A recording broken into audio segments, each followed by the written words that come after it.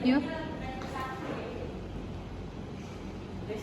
Assalamualaikum warahmatullahi wabarakatuh. Waalaikumsalam warahmatullahi wabarakatuh. Yang terhormat Bapak Eko Suroso dan teman-teman sekalian yang saya banggakan, izinkan saya untuk memaparkan hasil resum dari Adverbia melalui PPT yang saya buat. Saya Sandika Risa Imanda dengan NIM 24110-267. Bahasa Indonesia frasa adjektifal.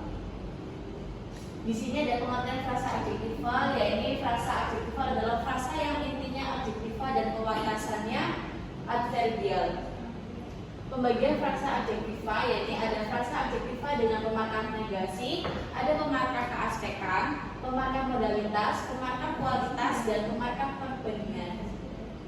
Yang pertama ada frasa adjektiva dengan pemarkah negasi. Dengan pengertian tidak atau tak pada frasa adjektiva mendahului adjektiva. Contohnya, anak gadis itu tidak pandai tetapi tekun sehingga dia berhasil menyelesaikan kuliahnya. Lanjut. Yang kedua adalah frasa adjektifal dengan pemarkah keaspekan. Pada frasa adjektifal pemarkah keaspekan seperti akan, sudah, telah, sedang, dan belum digunakan sebelum adjektifal. Bisa dilihat contohnya, yaitu yang nomor 1 ada kami akan senang sekali jika mereka juga bisa hadir. Next. Yang ketiga ada frasa adjektifal dengan pemarkah modalitas. Seperti ingin, mau, harus, dan mesti dalam konstruksi frasa adjektifal juga mendahului adjektifal yang menjadi intinya. Setiap orang pasti ingin selamat di dunia dan akhirat. Next. Yang keempat ada frasa adjektifal dengan pemarkah kualitas. Pemarkah kualitas ada yang mendahului adjektifal seperti agak, sangat, cukup, dan terlalu. Ada yang mengikutinya seperti sekali dan benar dengan contoh, anak itu sangat kuat. Yang kelima ada frasa adjektifal dengan pemarkah perbandingan. Seperti lebih, kurang, dan paling merupakan pemarkah perbandingan yang posisinya pada frasa adjektifal mendahului adjektifal. Dengan contoh, saya lebih senang di sini daripada di sana. Materi selanjutnya ini adjektifal dan kelas kata lain. Next. Dengan pengertian, ada golongan adjektifal yang dihasilkan lewat proses transposisi. Transposisi yang mengubah kelas kata tanpa mengakibatkan terjadinya perubahan bentuk dianggap sebagai penurunan dengan derivasi nol atau konversi. Lewat proses transposisi itu, adjektiva yang berasal dari verba disebut adjektiva deverbal, sedangkan adjektiva yang berasal dari nomina adalah adjektiva. Pembagian adjektiva dan kelas kata lain. Yang pertama ada adjektiva deverbal.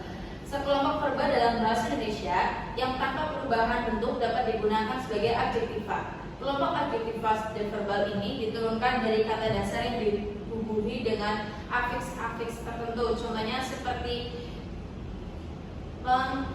mengkan dan bercontoh menarik, memukau. Next. Adjektiva denominal.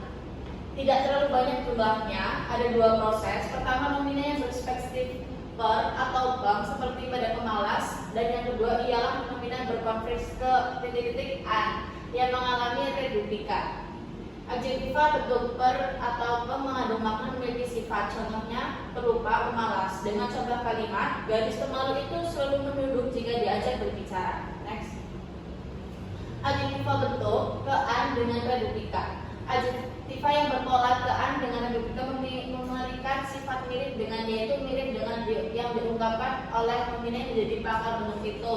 Contohnya, ibu menjadi keibuan dan menjadi keibu-ibuan.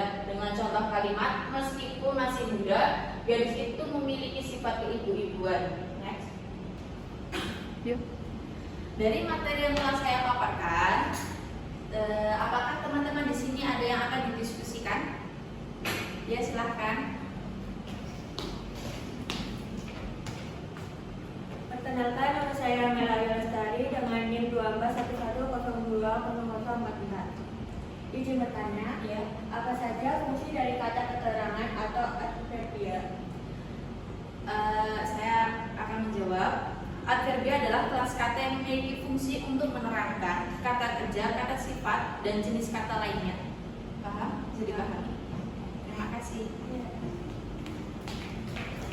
Sekian pemaparan materi yang telah saya sampaikan. Kurang lebihnya saya mohon maaf. Wassalamualaikum warahmatullahi wabarakatuh.